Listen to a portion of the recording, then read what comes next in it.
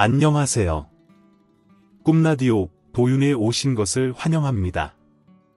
요즘 날씨도 쌀쌀해지고 김장철이 다가오니 예전에 신우들과 있었던 일들이 떠오르더라고요. 다시 생각해도 사람들이 어떻게 그럴 수 있나 싶어서 혀를 차게 만들었지만 이제는 그들을 보지 않고 살 수 있으니 다행이라는 생각이 들어요. 누구나 신우 한 명 있다는 얘기만 들어도 이 결혼을 해야 하나 말아야 하나 고민하게 되잖아요. 시어머니가 괴롭히는 것보다 시누이가 괴롭히는 게 더 힘들다는 얘기가 많으니까요. 그런데 저는 시누가 한 명도 아니고 3명이나 있었어요. 그러다 보니 저도 이 결혼을 해야 하나 말아야 하나 고민이 많았죠. 처음부터 시누가 셋이라는 사실을 알았고 우리가 만날 때부터 간섭을 했다면 아마 남편이랑 결혼은 생각도 안 했을 거예요. 그런데 우리가 결혼을 준비할 때까지만 해도 저는 신우가 있는지조차 몰랐어요. 결혼 준비를 하다가 우연히 신우가 3명이라는 사실을 알게 되었죠. 그래서 제가 노발대발했어요. 신우가 한 명도 아니고 3명이나 된다고, 심지어 손아래 사람도 아니고 다 손위 사람인 거잖아. 아니, 어떻게 이런 얘기를 안 할 수가 있어? 누나들이 한국에 있다면 모르겠는데 지금은 다들 외국에서 살고 있잖아. 당신도 알다시피 내가 누나들이랑 뭘 하는 것도 아니고 누나들도 다들 자기 살기 바빠서 한국에 들어오지도 않고 심지어 나랑 연락도 안 하잖아. 그러니까 누나들 때문에 힘든 일 없을 거야. 남편 얘기를 들어보니 신우들이 다 결혼을 했고 외국에 살고 있다고 하니 저랑 마주칠 일이 없을 거라고 생각했어요. 제가 남편이랑 거의 2년을 교제했는데 그동안 신우에 대한 얘기를 들어본 적도 없고 간섭도 안 받았거든요. 어차피 외국에 있는 사람들이니 괜찮겠다는 생각이 들었어요. 그런데 저희 부모님도 처음에는 저한테 신우가 3명이라는 소리를 듣고 걱정을 많이 하셨어요. 아무래도 친정엄마가 제일 걱정하셨던 것 같아요. 그런데 다들 외국에 살고 있고 한국에 오지도 않는다고 하니 조금은 안심하시는 것 같았어요. 남편이 별로였거나 시어머니 성격이 이상했다면 저도 결혼을 진행하지 않았을 거예요. 그런데 남편은 물론이고 시어머니도 몇 차례 만나봤을 때 좋은 분이라는 생각이 들었어요. 그래서 제가 나이도 있고 결혼 얘기가 나오고 있으니 더 이상 미루지 않고 상견례를 진행하게 됐어요. 그런데 그 자리에서 시어머니가 먼저 신우 얘기를 꺼내셨어요. 제가 딸이 셋 있다는 얘기 들으셨죠? 저도 며느리였던 입장에서 시누이가 많다는 부분이 얼마나 부담이 될지 알아요. 그런데 걱정하지 않아도 되는 게 저희 애들이 다 결혼해서 외국 나가 살아요. 그러니 걱정할 것도 없고 저도 다 큰아들 며느리 터치할 게 있겠습니까? 둘이 잘 살면 되는 거지. 그런데 딸들이 서로 결혼하면서 더 많이 가져가려고 해서 정작 아들 결혼할 때는 줄 돈이 없어서 그게 좀 마음에 걸리네요. 요즘에 양가 어른들 도움받아서 결혼하는 커플들이 얼마나 되겠어요? 거의 다 자기들끼리 모은 돈으로 결혼하죠. 그리고 반반 결혼한 커플들이 싸우지도 않고 더 잘 사는 것 같더라고요. 저희 아이가 나이는 먹었어도 살림은 처음이라 못하는 것도 많을 텐데 예쁘게 봐주세요. 아닙니다. 요즘 살림 배워서 결혼하는 사람이 얼마나 있겠어요? 저희 때는 시집 가기 전에 요리 배우고 그랬죠. 저도 딸이 셋이나 있다 보니 사돈 심정이 어떨지 이해가 갑니다. 저도 딸들 결혼시킬 때 얼마나 걱정했는지 몰라요. 그런데 지금은 다들 잘 살고 있어요. 해외에 있는 내 딸들보다 더 귀하게 여길 테니 걱정하지 마세요. 저희는 상견례 때도 큰 소리 하나 없이 마무리되었어요.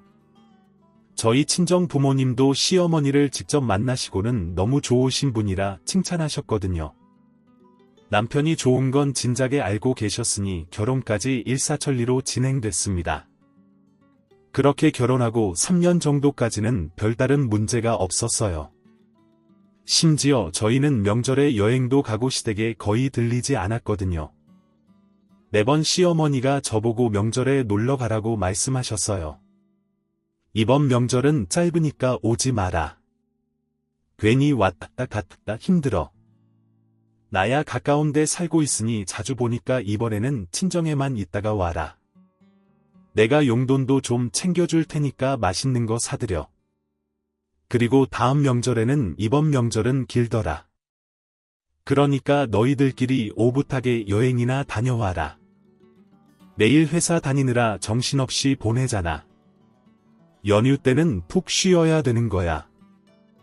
나도 이번에 친구들이랑 놀러 가기로 했으니까 너희들도 알아서 해라. 그렇게 명절 때마다 저희 부부는 놀러 다니고 편하게 친정만 다녀온 후 집에서 쉬곤 했습니다. 그러니 주변 사람들은 물론 저희 친정 부모님도 저를 보고는 복 받았다고 했습니다. 그리고 다른 지인들은 저를 보며 부럽다고 난리를 쳤죠. 하루는 명절 후 친구들을 만나는 자리에서 시댁에 대한 얘기가 나오게 됐는데 명절이 지난 지 얼마 안 돼서 다들 불평불만만 가득했습니다. 이번 명절이 길어서 시댁에만 3일을 있었어. 그냥 명절 전날에만 가면 되는 걸 뭘 미리 가서 하루 더 자고 난리를 치는지. 이번 명절에도 남편이랑 한판 했잖아. 에이, 그 정도면 괜찮지? 나는 명절 당일에 신호 온다고 보고 가라고 하더라. 남편한테 지금 가도 막히니까 빨리 움직이자고 눈치를 줘도 남편은 온전히 피곤하다고 하면서 드러눕는데 진짜 이혼해야 되나 싶었다니까. 너희는 어땠어? 너는 신호가 셋이나 있잖아. 괜찮아? 예전에 결혼하기 전에 신호들이 외국에 있다고 들었던 것 같은데 아직도 그래? 우리 신우들은 그냥 외국에 자리를 잡은 것 같아. 나 결혼식 할 때 한 번 보고 그 뒤로 한 번도 본 적 없어. 나도 처음에는 신우들이 다시 한국으로 들어오는 게 아닌가 싶어서 조마조마했어. 신우가 셋이나 되니까 혹시 간섭하면 어쩌나 싶었는데 그런 일은 전혀 없었지. 그래서 이번 명절에도 우리는 제주도로 여행을 다녀왔어. 명절이라 비싸긴 했지만 이럴 때 아니면 언제 여행 가겠어? 진짜 조상 덕 보는 사람은 여행 간다고 하더니 부럽다. 너 처음 결혼할 때 신우 셋이나 있다고 해서 걱정이 이만저만 아니었는데 네가 제일 편하네. 신우 없는 나보다 너 팔자가 더 좋은 것 같아. 어떤 모임을 가도 저만큼 시댁 행사도 없고 시어머니 터치가 없는 곳이 없었어. 그래서 나름 성공한 결혼 생활이라 자부했지. 그런데 이 평화는 3년 정도에 끝나게 됐어. 그때쯤 저희가 아이를 가지려고 내가 회사를 그만뒀을 때 막내 신우가 한국으로 귀국한다고 연락을 했거든. 외국에 오래 계신 분이라 한국에는 잠깐 계시다 다시 나가는 줄 알았는데 아예 한국으로 들어온다고 하더라고. 그래서 조금 걱정됐지. 그런데 그 뒤로는 약속이라도 한 듯 둘째 신우와 첫째 신우가 줄줄이 돌아왔어. 왜 사람들이 시어머니 시집살이보다 시누이 시집살이가 힘들다고 하는지 알겠더라고. 신우들이라고 해도 나랑 나이 차이가 얼마 안 나는 사람들이었거든. 그런데 신우라는 이유로 얼마나 갑질을 하던지. 먼저 막내 신우에 대해 얘기해보자면 결혼 3년 차 정도 되니 웬만한 음식은 했거든. 하루는 막내 신우가 한국에 들어온다고 해서 우리 집에 초대해 대접해드렸어. 이제 자주 봐야 하는 사이다 보니 신경이 쓰이더라고. 그리고 처음에 좋은 인상을 심어두면 좋겠다는 마음으로 신우를 초대해서 대접하게 된 거지. 그렇게 우리 집으로 온 신우는 이런저런 음식을 먹어보더니 반찬이 너무 맛있다며 더 있냐고 물어봤어. 나는 지금 더 달라고 하는 줄 알고 가져오려고 했는데 그게 아니라 챙겨달라고 하더라고. 옳게 음식 잘하네. 나는 음식은 해도 안 늘더라고. 멸치랑 감자조림 너무 맛있는데 혹시 우리 좀 챙겨줄 수 있을까? 내가 외국에만 있어서 요리를 할 줄 알아야지. 그리고 이왕 다른 반찬들도 있으면 좀 챙겨줘. 내가 외국에서 한국 온 지 얼마 안 돼서 아직 지리도 못 익혔거든. 처음에는 막내 신우가 외국에서 온 지 얼마 안 돼서 챙겨주려고 했어. 그래서 내가 만든 반찬들을 다른 용기에 담아서 드린다고 얘기했지. 네, 넉넉하게 만들었으니까 조금 나눠드릴게요. 우리 집 반찬통에 덜어서 드릴게요. 나중에 다 드시면 그냥 통만 가져다 주세요. 막내 신우는 너무 좋다고 하며 다 먹으면 용기를 가져다 준다고 했어. 처음에는 나한테 머쓱한 듯이 반찬을 달라고 했는데 호의가 계속되니 당연한 걸로 생각해서 나중에는 나한테 연락해서 반찬을 만들라고 시킨 적도 있었어. 이렇게 시키는 것도 한두 번이 아니지만 내가 요리하는 날은 어떻게 알아서는 그때마다 우리 집으로 와서 내 반찬통에 이것저것 챙겨갔지. 그러니 저희 집 반찬통만 계속 없어지는 상황이었죠. 그래서 제가 반찬통 좀 가져다 달라고 말씀드렸어요. 반찬통 그거 얼마나 한다고 그래? 나한테 주는 게 아까워? 올게 그렇게 안 받는데. 다음번에 올 때는 기억해서 가져올게. 그러니까 이번에 올케네 반찬통 좀 쓸게. 저번에 올케가 한 오징어 무침이랑 더덕 무침 맛있었는데 그거 좀 더 해봐. 그리고 우리 남편이 올케가 한 감자조림 너무 맛있다고 해서 오늘은 그것만 챙겨주면 될 것 같아. 내가 말한 반찬 다 되면 나한테 연락 줘. 막내 신우이는 반찬 도둑 같은 사람이었어요. 매번 저희 집에 와서 뭐가 있나 살펴보고는 괜찮아 보이거나 새로운 반찬이 있으면 가져가곤 했거든요. 그런데 3명의 신우들 중에서 막내 신우가 가장 양호한 편이었어요. 둘째 신우이는 한국에 들어온 이후에 본인 입을 옷이 없다고 하면서 저희 집에 들렀거든요. 저희 집이 옷가게도 아니고 심지어 저랑 사이즈도 달랐어요. 저는 55 사이즈라고 하면 둘째 신우는 66이었거든요. 그런데 매번 체형이 비슷하다며 제 옷을 가져가서는 실컷 늘려놓고 돌려줬습니다. 그래서 한동안 제가 입는 옷이 다 늘어나서 난감했던 적이 있었거든요. 하지만 이 둘째 신우를 능가하는 게 바로 첫째 신우였습니다. 첫째 신우이는 저를 본인의 몸종 부리듯이 했거든요. 첫째 신우가 한국에 들어온다고 해서 인사드리러 시댁에 갔는데 저를 보자마자 위아래로 훑었어요. 그것도 기분이 나빴는데 저한테 뭐 할 줄 아냐고 물어봤습니다. 올케는 뭐 잘해? 내가 외국에 들어온 지 얼마 안 돼서 올케 도움을 좀 받아야 될 것 같은데 올케가 뭘 잘하는지 알아야 내가 뭘 시키든 할 거 아니야. 언니 음식 잘하더라. 그래서 요즘 내가 음식 받아 먹고 있잖아. 언니도 음식하기 귀찮으면 올케네 가서 반찬 가져와. 신우이들이 저를 대하는 태도가 너무 기분이 나빴지만 외국에 오래 살고 있었던 분이니 한 번은 넘어가자고 생각했습니다. 그런데 하루는 첫째 신우가 저한테 연락을 하더라고요. 그래서 제가 첫째 신우 집으로 갔더니 저를 보며 본인의 차 키를 건네주더라고요. 그리고는 뭐라고 했는지 알아요? 내가 외국에 온 지 얼마 안 돼서 세차를 어디서 하는지 모르니까 올케가 가서 좀 해와. 우리 차 비싼 거 알지? 조금이라도 흠집 생기면 물어줘야 될 거야. 그러니까 신경 써서 세차 부탁해. 네, 제가요. 저희 집 차도 제가 세차 안 해서 도와드리기 어려울 것 같네요. 그것 때문에 부르셨으면 저는 이만 가볼게요. 첫째 신우의 행동 때문에 폭발한 저는 바로 남편한테 연락해서 대판 싸웠습니다. 첫째 형님이 도와달라고 하시면서 나를 부르셨길래 무슨 일인가 싶어서 왔더니 나한테 세차해 오라고 하는데 이게 말이 돼. 솔직히 다른 분들도 매번 우리 집에 있는 반찬 가져가고 내 옷 입고 가서 늘려와도 말 안 하고 꾹 참았는데 내가 무슨 신우들 몸종도 아니고 세차까지 해줘야 돼. 아, 진정해. 누나들이 해외에서 오래 있다 와서 그래. 미안해. 내가 누나들한테 얘기할 테니까 이번만 이해해줘. 사실 남편이 무슨 잘못이겠어요? 남편도 저도 시누이들이 이렇게 한 번에 한국으로 들어올 줄 몰랐으니. 그런데 제 답답한 마음은 풀어야겠으니 매번 남편만 잡았습니다.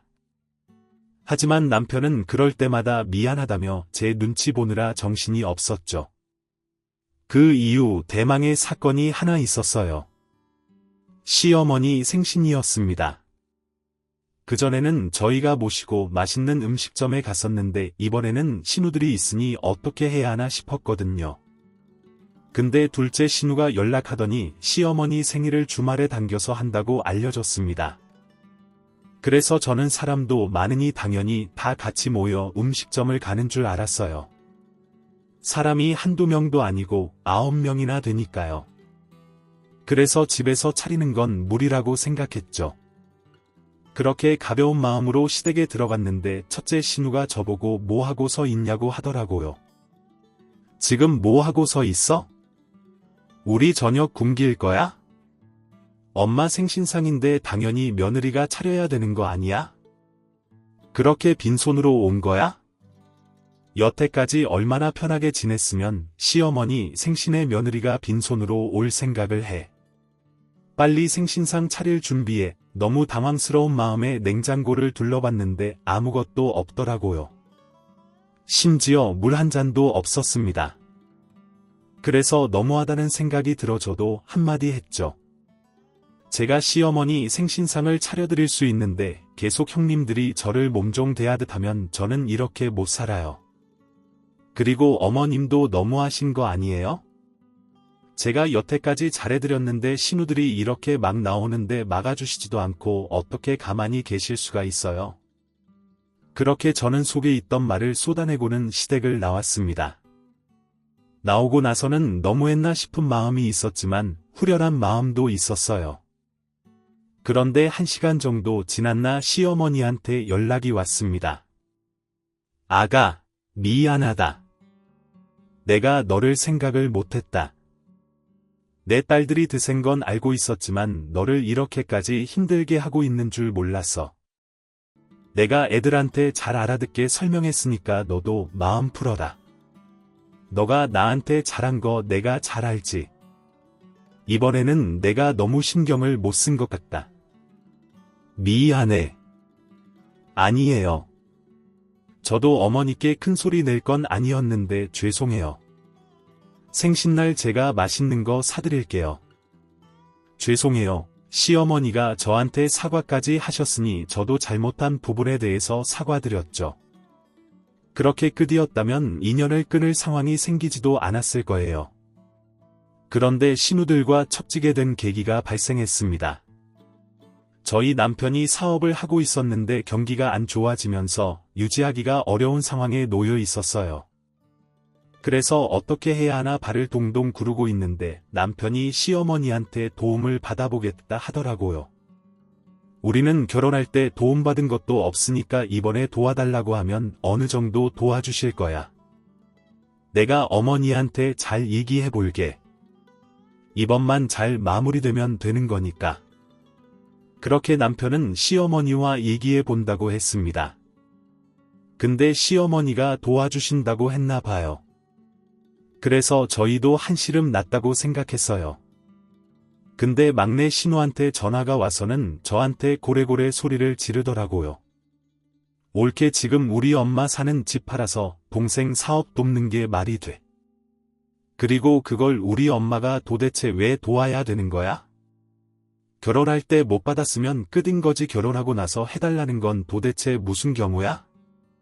신웅이가 하는 말을 들어보니 시어머니께서 결혼할 때 도움 못 줬으니 이번에 집 판 돈으로 도움을 주겠다 하셨나 봐요.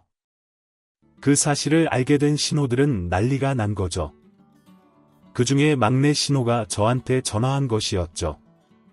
근데 남편들 시어머니도 저한테 그런 사실을 알려주지 않아서 저도 처음 들은 사실이었습니다. 그래서 저도 당황했죠. 그렇게까지 시어머니가 도와주시는 줄 몰랐거든요. 내 어머님이 집을 파신다고요? 저는 그건 몰랐는데 남편이 저한테 시어머니한테 도움받겠다고만 얘기했거든요. 제가 남편이랑 다시 얘기해 볼게요. 당장 엄마 집 팔면 어디서 사시라고 너무한 거 아니야. 우리가 말리고 있으니까 올케도 엄마한테 연락하던가 해서 제대로 말씀드려 막내 신우의 전화를 받자마자 시어머니 댁으로 달려갔습니다. 근데 가보니 신우들이 다 모여 있더라고요. 근데 첫째 진우가 저를 보더니 한마디 했습니다. 우리 남편이 사업을 크게 한 경험도 있고 아는 사람도 있으니까 따로 얘기해서 도와주라고 할 테니까 엄마 집 하는 건 없던 일로 하자. 시어머니도 신우들이 난리를 치니 그럼 첫째 신우가 좀 도와주라는 식으로 말씀하셨어요. 저도 상황이 잘 마무리됐다고 생각했습니다. 그리고 며칠 뒤 시어머니가 몸이 많이 안 좋으시다는 얘기를 들었고요. 아무래도 신우들이 한국으로 오고 나서는 저희들이랑 이런저런 일도 있었고 이번에 남편 사업 상황이 안 좋아지면서 시어머니도 스트레스를 많이 받으셨던 것 같아요. 그래서 한번 병문안을 가야겠다고 생각했습니다. 채비를 하고 시어머니 댁을 방문했는데 시누이 셋이 다 저를 기다리고 있더라고요. 어리둥절한 표정으로 시댁을 들어갔습니다. 근데 막내 신우가 웃으면서 한마디 하더라고요. 옳게 준비하기 힘들까봐 우리가 미리 준비해놨어. 주방에 가봐. 저는 준비했다고 하길래 그게 무슨 소린가 했거든요. 근데 주방을 보는 순간 정말 기겁할 뻔했습니다. 김장할 거리가 잔뜩 쌓여 있더라고요. 그리고는 둘째 시누이가 팔짱을 끼고서는 저한테 김장 준비하라고 말했습니다. 원래는 엄마가 김장을 해주셔야 되는데 올케도 알다시피 지금 엄마 몸이 안 좋잖아. 저렇게 아프신 몸으로 어떻게 김장을 하시겠어. 근데 우리는 외국 생활 오래 해서 김치는 담가본 적도 없고 어떻게 하는지도 모르니까 며느리가 해야 되지 않겠어. 여태까지 많이 배웠을 거 아니야. 우리가 조금씩 도와줄게. 몇 폭이 안 됐으면 그냥 우리도 김장김치가 필요하니 겸사겸사 하겠지만 적은 양이 아니었습니다. 그래서 제가 직업을 하고 집 밖으로 나가려 하니 첫째 신호가 뭐라 하더라고요. 동생 사업이 잘 안 된다고 해서 나한테 도움받으려고 한 거 잊었어. 왜 이제 도움 필요 없어서 그런 거야? 그럼 긴장하지 말고 나가던가. 조금이라도 도움받고 싶으면 제대로 해. 안 그러면 정말 국물도 없을 테니까. 제가 애초에 시댁에 발을 들이는 게 아니었는데 이미 왔고 신우도 셋이나 있으니 많아 보여도 금방 끝낼 수 있겠지 생각했습니다. 그리고 여태까지 시어머니께 많이 얻어먹기도 했으니 이번 기회에 내가 해드리는 것도 괜찮다고 생각했고요. 근데 도와주겠다는 시누이들은 꿈쩍을 안 하더라고요. 배추 절이는 동안 속재료를 만들려고 하는데 해야 될 게 많잖아요. 그래서 제가 도와달라고 말씀드렸습니다. 지금 배추 절이고 있으니까 속재료를 먼저 만들어야 될 것 같아요. 둘째 형님이 무 좀 갈아주시고 막내 형님은 마늘 좀 빻아주세요. 내가 무를 갈으라고. 나 지금 네일 한 거 안 보여. 이번에 큰 맘 먹고 10만 원이나 들인 네일인데 어떻게 물을 깔어? 그러다 내 손톱 망가지면 어쩌려고. 나는 못해. 아무것도 안 한 올케 가면 되겠네. 올케 소원이 요리할 소리네. 도와주겠다고 했던 신호들은 제가 부탁할 때마다 이 핑계 저 핑계 대며 못한다고 그러더라고요. 그때 벌써 김장은 시작했고 어떻게 할 수가 없잖아요. 그래서 저녁부터 시작한 김장은 아침이 되어서야 끝이 났습니다. 오래 앉아 있으면 정말 허리를 피는 것조차 아픈 거 아시나요? 정말 마지막 통을 잠그고 나서 일어서려고 하는데 저도 모르게 곡소리가 나왔습니다. 정신없이 김장을 마무리하고 보니 신우 3명은 거실에 누워서 쿨쿨 자고 있더라고요. 어차피 아침도 되었길래 막 담근 겉절이랑 같이 먹을 죽을 준비했습니다. 근데 시어머니가 조용히 방에서 나오셨습니다. 그래서 제가 식사하시라고 말씀드리며 아침상을 차렸어요. 그리고 시누이들을 깨웠는데 다들 아무도 안 일어나더라고요. 그래서 시어머니께서 먼저 식사를 하셨어요. 이번엔 내가 아파서 김장을 못 도와줬는데도 너무 맛있게 잘 됐다. 아유 고생 많았다. 시어머니는 식사를 다 하시고는 말 없이 거실을 쳐다보셨습니다. 그리고 김치통을 물끄러미 보시더니 저한테 다 깨우라고 하시고는 안방으로 들어가셨습니다. 그래서 제가 급하게 신호들을 깨웠죠. 얼마나 짜증을 내던지. 근데 어머님이 깨우라고 하셨다 말씀 들으니 다들 일어나시더라고요. 신호들이 다 일어나니 시어머니도 방에서 나오셨습니다. 근데 손에 봉투가 들려 있었어요.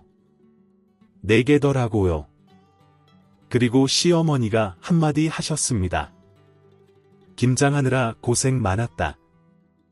근데 이 김장통들은 다 누가 한 거야? 각자 한 거야 아니면 다 같이 한 거야? 시어머니는 통을 한 개씩 가리키며 누가 했냐고 물어보셨습니다. 근데 다들 우물쭈물 마을을 흐리기만 했죠. 그러면서 막내 신호가 김장은 원래 며느리가 하는 거 아니냐고 하더라고요. 외국에서 오래 사는 우리가 뭘 얼마나 하겠어요? 그리고 이런 김장은 원래 며느리가 해야 되는 게 맞는 거지 다음번에는 우리도 도와서 같이 하면 되는 거지 이번엔 많이 하지도 않았어. 올케가 손이 느려서 오래 걸린 거지. 막내 신호가 며느리가 해야 되는 일이라는 식으로 말하니 둘째 형님도 거들더라고요. 도와주려고 했는데 우리가 할 줄 알아야지. 그리고 내 친구들 얘기 들어보니까 원래 김장은 며느리 혼자 하는 거라며 그래도 우리는 도와주려고 했잖아. 이런 신호들이 어딨어? 시어머니는 신우들의 말을 들어보시더니 저한테 고생했다고 하셨습니다. 그럼 통 하나당 봉투 하나 주려고 했는데 다 며느리가 있으니 이건 다 너가 갖는 게 맞겠다. 고생 많았다. 수고비라고 생각해라. 그렇게 저는 하얀색 봉투 4개를 받게 됐습니다. 사실 단돈 10만 원이 들어있어도 좋겠다 생각했거든요. 사실 그 자리에서 확인을 하지 않으려고 했어요. 근데 둘째 신호가 얼마 들었는지 보자고 하더라고요.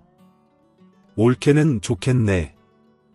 우리 덕분에 용돈도 없고 혼자서 입 닦을 거 아니지 얼마 받았는지 좀 보자. 한번 열어봐.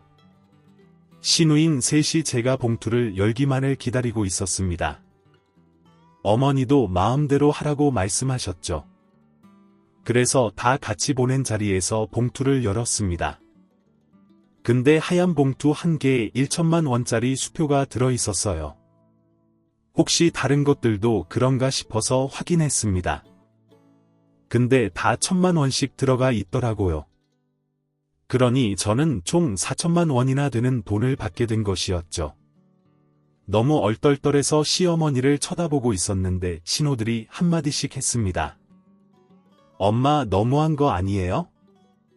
무슨 김장통 하나당 1천만 원씩이야. 엄마가 그렇게 주는 줄 알았으면 우리도 했지 마자. 엄마 10만 원도 아니고 무슨 1천만 원씩 줘요. 저 김장하는 거 뭐 얼마나 힘들다고. 그리고 재료는 우리가 다 샀는데 엄밀히 말하면 우리가 멍석 깔아준 거니까 우리도 어느 정도는 줘야지. 올케 그거 혼자 다 먹을 거 아니지. 솔직히 그 큰 돈을 혼자서 다 갚는다는 게 말이 돼. 각자 1천만 원씩만 받으면 되겠네. 우리가 재료 안 준비해줬으면 이런 돈도 못 받는 거잖아. 난리치는 시누이들의 말을 조용히 듣던 시어머니는 자리에서 일어나신 후 안방으로 들어가셨어요. 그래서 다들 숨죽여 지켜보기만 했죠.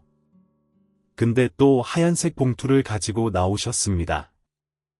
그러니 신우들이 다들 활짝 웃더라고요. 그럼 그렇지 며느리만 주는 게 말이 안 되지? 재료 준비는 우리가 다 했는데 사실 재료 준비가 김장에서 제일 중요한 거잖아. 재료 없으면 시작도 못해. 근데 시어머니는 그 하얀색 봉투 또한 저를 주시면서 말씀하셨습니다. 내가 너를 이렇게 고생시키려고 김장을 하려고 한 건 아닌데 남의 집딸은 너무 고생시킨 것 같아. 미안하다. 내가 아픈 게 죄였어. 근데 이제 와서 어쩌겠니? 내가 너한테 줄 수 있는 게 이것밖에 더 있겠어. 딸년이 셋이나 있는데 며느리만 고생시켰네. 시어머니가 또 저한테 돈을 주니 신우들의 눈이 돌아가더라고요. 첫째 신우는 벌떡 일어나서는 시어머니한테 소리를 질렀습니다. 엄마 너무한 거 아니에요? 남들 다 하는 김장이 뭐가 그렇게 힘들다고 5천만 원씩이나 줘요. 그리고 우리는 하나도 안 주는 게 말이 돼요. 엄마 나중에 누가 보살피겠어요? 딸들은 우리 아니겠어? 그런 우리한테 이러는 거 아니지? 맞아. 엄마 며느리가 엄마 챙겨줄 것 같아. 며느리는 그냥 돈만 받고 끝이야. 나중에 효도는 우리가 다 할 텐데 우리한테 이러면 엄마한테 손해야. 너희 결혼하고 외국 나간다고 할 때 우리 집에 있는 거 내가 다 팔아서 너희 보태준 거 잊었어. 너희가 다 가져가는 바람에 내 남동생 결혼시킬 때 아무것도 해준 게 없다. 그때 내가 사돈들한테 신호들 없으니 걱정하지 않아도 된다고 신신당부를 했는데 너희가 한국에 들어오고 난 이후부터는 내가 며느리 보기 창피해서 면목이 없어. 그리고 남들 다 아는 김장 왜 너희는 못하냐? 너희들이 안 해서 돈을 못 받은 거잖아. 너희도 다 김장했는데 내가 안 줬겠어. 지 밥그릇은 자기가 챙겨야지. 시어머니가 호통치는 모습을 처음 봐서 그런지 저는 깜짝 놀랐습니다. 저희 시어머니가 충청도 분이셨거든요. 그러다 보니 말도 느긋하게 하시고 항상 제가 실수를 하더라도 괜찮다 괜찮다 하며 넘어갔던 분인데 시누이들한테 큰 소리로 호통치는 모습을 보니 제 속이 다 시원했습니다. 그리고는 저한테 어서 집으로 가서 쉬라고 하셨습니다. 그렇기 전엔 먼저 집으로 왔죠. 근데 신호들은 분이 안 풀렸는지 저희 집까지 찾아왔습니다. 그리고는 저희 집 문을 두드리면서 저를 찾았어요. 올케 집에 있지 문 좀 열어봐. 우리 아직 할 말 남았잖아. 신호들이 저희 집에 찾아온 시간이 11시 정도였으니 아침은 아니라서 문은 열어줘야 하는지 그냥 호통치게 둬야 되는지 고민이 많았습니다. 저 혼자 셋을 상대하기는 벅찼거든요. 그래서 남편한테 연락을 했죠. 신호들이 다 우리 집으로 찾아왔다고요. 그러니 남편도 저희 집으로 오겠다고 얘기했습니다. 그래서 남편이 오기 전까지만 버텨보자는 마음으로 문을 열었고요. 더 있다가는 옆집이나 다른 이웃들이 시끄럽다고 신고할 것 같았거든요. 제가 문을 열자마자 막내 신우가 현관문을 확 제끼면서 들어왔습니다. 그리고는 저한테 성질을 부리더라고요. 올케 우리한테 할 말 없어. 이렇게 집에 쓱 가버리면 끝이야. 사람이 양심이 있으면 그러면 안 되는 거야. 그래 올케 우리가 올케 돈 갖지 말라고 했어. 1000만 원은 주겠다고. 근데 다른 건 우리랑 다 같이 나눠야지. 우리 엄마가 가지라고 했다고 해서 올케 혼자 다 가진다는 게 말이 돼. 그리고 우리 엄마가 그렇게 하라고 하더라도 올케가 딱 아니라고 해야 되는 거 아니야. 어떻게 그걸 그렇게 넙죽받을 수가 있어. 100만 원도 아니고 하다못해 1000만 원이나 되는 돈을. 아니 어머님께서 김장 한 사람 가지라고 한 거잖아요. 이번에 김장은 저 혼자 했으니까 제가 갖는 게 맞는 거죠. 다음번에 같이 하시면 그때는 받으실 수도 있는 거잖아요. 신호들이 저를 몰아붙여도 아무렇지 않은 척 얘기했습니다. 근데 옆에서 첫째 신우가 비웃으면서 남편 사업에 대해 말하더라고요. 동생 사업 계속 망하게 하고 싶어서 그래 내가 안 도와줘도 되는 거지. 그러니까 이렇게 기고만장하게 나오는 거지. 사업에서 입소문이 얼마나 중요한지 모르지. 우리 남편 말 한마디면 내 동생 사업 망하게 하는 거 한순간이야. 그러니까 좋은 말 할 때 그 돈 놔줘. 첫째 신우가 저한테 말하는 걸 남편이 집에 들어오는 길에 다 들었나 봐요. 제가 무슨 말을 하기도 전에 남편이 먼저 얘기했습니다. 이번에 다른 분이 도와주시기로 해서 누나 도움 필요 없어. 그리고 누나가 돼서 동생 사업 망하게 한다는 게 할 소리야.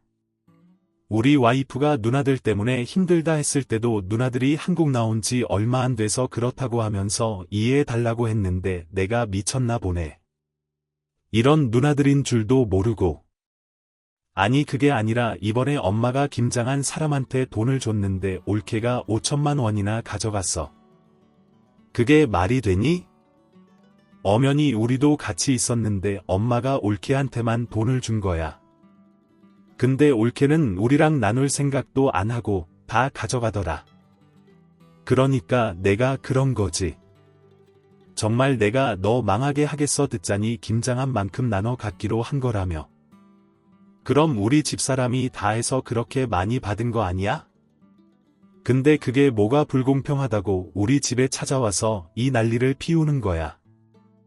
누나한테 계속 이러면 나 누나들 다신 안 봐. 당장 우리 집사람한테 사과해. 그렇게 저한테 누나들 이해 좀 해달라고 했던 남편이 화를 내는 모습을 보니 눈물이 다 나더라고요. 여태까지 신호들 때문에 서러웠던 마음이 해소가 되는 기분이었습니다. 심지어 신호들이 계속 이러면 다시는 얼굴 안 보겠다고 하니 신호들도 당황했죠. 그런데 저한테 사과는커녕 더 뻔뻔하게 나왔습니다. 우리가 남도 아니고 우리 엄마가 5천만 원이나 되는 돈을 며느리한테 줬으면 올케도 당연히 우리랑 나눠야 된다는 생각을 가져야 되는 거 아니야. 올케가 그걸 모르니까 우리가 알려주는 거 아니냐고. 네 철하고 감싸는 건 알겠는데 누나들한테 이러는 건 아니지? 그래 맞아. 너 결혼하더니 변했다. 너가 누나들한테 어떻게 이럴 수가 있어? 너가 우리들 도움 없이 살 수 있을 것 같아. 그리고 누나들이 괜히 네 저한테 그러겠냐고. 내가 누나들한테 받은 게 뭐가 있어? 오히려 누나들이 다 가져가는 바람에 나 결혼할 때 엄마한테 받은 거 하나 없이 반반 결혼했어. 누나들이 뭘 해줬다고 나한테 그렇게 말할 수가 있어. 그리고 누나들 시댁 왕래하기 싫어서 해외로 나간 거 모를 줄 알아. 근데 왜 내 처한테는 우리 엄마도 안 시키는 시집살이를 시키고 난리야. 나 여태까지 누나들 도움받은 거 없고 앞으로도 받을 거 없으니까 서로 보지 말고 살자고. 그리고 당장 내 집에서 나가. 남편은 신호들한테 큰 소리로 말하며 우리 집에서 나가라고 했습니다. 근데 그때 첫째 신호가 뭐라고 했는지 아세요? 알겠어 알겠다고. 그럼 우리한테 1,000만 원 정도만 줘. 그럼 그냥 조용히 가줄 테니까. 원래는 각자 1,000만 원씩 갖는 거였는데 우리 셋이서 1,000만 원만 받을 테니 엄마한테 받은 봉투 하나는 줘. 본인이 양보하듯 1,000만 원만 받을 테니 달라고 하더라고요. 그 모습이 얼마나 기가 차던지 남편도 첫째 신우가 한 말에 어이가 없었나 봐요. 어떠한 말도 없이 시누이들을 현관문 밖으로 내보냈습니다. 근데 신호들은 계속 저한테 1,000만 원이라도 달라고 하더라고요. 나중에는 500만 원만 받는다는 말도 했습니다. 남편이 저 대신 신우들을 내쫓아줘서 한편으론 속이 시원했지만 시누이가 앙심을 품고 우리 사업을 망하게 하면 어쩌나 걱정이 뒤늦게 몰려왔습니다. 그래서 남편한테 그냥 1,000만 원씩 나누는 게 어떻겠냐 물어봤죠. 근데 이러다 진짜 큰형님이 당신 사업 망하게 만드는 거 아니야?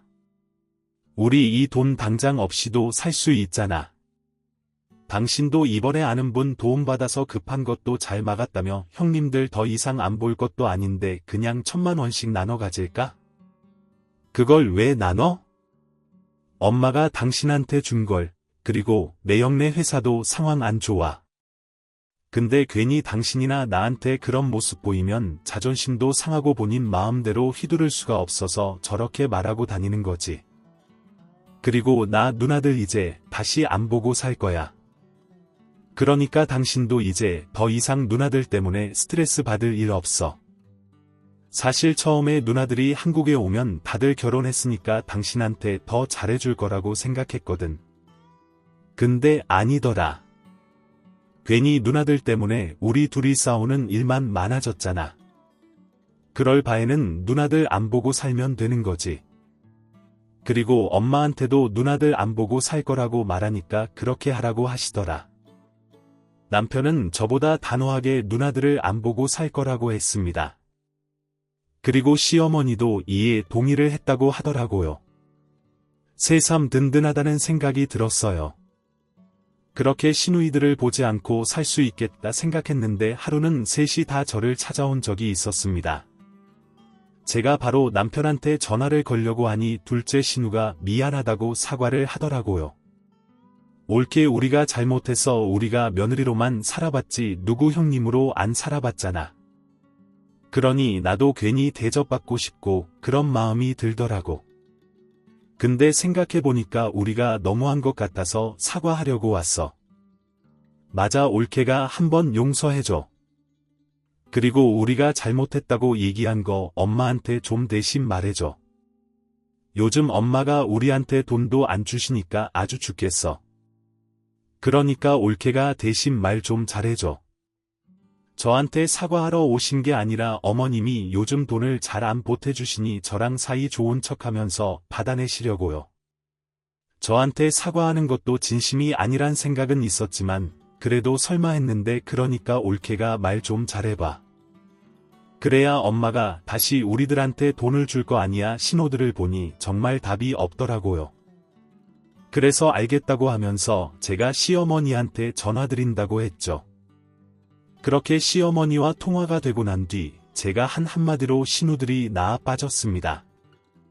어머니 저랑 연 끊기로 했던 형님 셋이 저한테 와서 사이 좋은 척해서 어머님한테 돈 받아낼 거라고 하더라고요. 그래서 제가 너무 기가 막혀서 전화드렸어요.